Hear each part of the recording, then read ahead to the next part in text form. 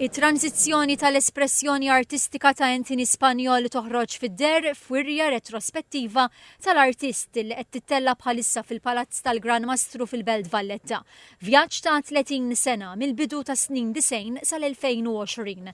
Anthony Spanjol jispjega kif l-ewwel xogħlijiet tiegħu kienu figurattivi u ħafna minnhom reliġjużi sakemm wessa l-perspettiva tiegħu għal affarijiet aktar profondi u li jilħqu lin-nies bħalma hi l-eżistenza umana. Riflessjoni ta' dak li jkun għaddej minnu.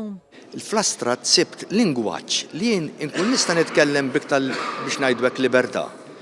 U fl-istess ħin xorta nibqa' nirrakkonta l-istejjer, xorta nibqa' nirrifletti, imma l-ewwel riflessjoni tkun tiegħi innifsi. Imma mhux bil-fors din irrid li l-pubbliku jifhimha kif qed nifhimha jien, speċjalment fl-astrat. L-intenzjoni tal-artist f'din il-wirja mhix li għaddi xi messaġġ partikolari imma li jwassal lill-viżitatur jirrifletti u jieħu minna dak li jolqtu. Jien tkellimt permezz taż-żeba, ħadd ieħor tru l-esperjenzi tiegħu jaraw jista' jieħu minnha x'qed jieħu minnha. Il-wirja qed tittella mill-Aġenzija Kulturali għall-Belt Valletta, il-kuratriċi hija Jessica Muscat. Fl-inawgurazzjoni il-Ministru għall-Wirt Nazzjonali l-Arti u l-Gvern Lokali Owen Bonnici irrimarka t-talent ta' Anthony Spanjol li ddeskrivih bħala wieħed mill-iprem eżempji ta' x'kapaċi toffri l-arti f'pajjiżna. Il-Ministru tkellem dwar il-ħsieb kritiku u artistiku.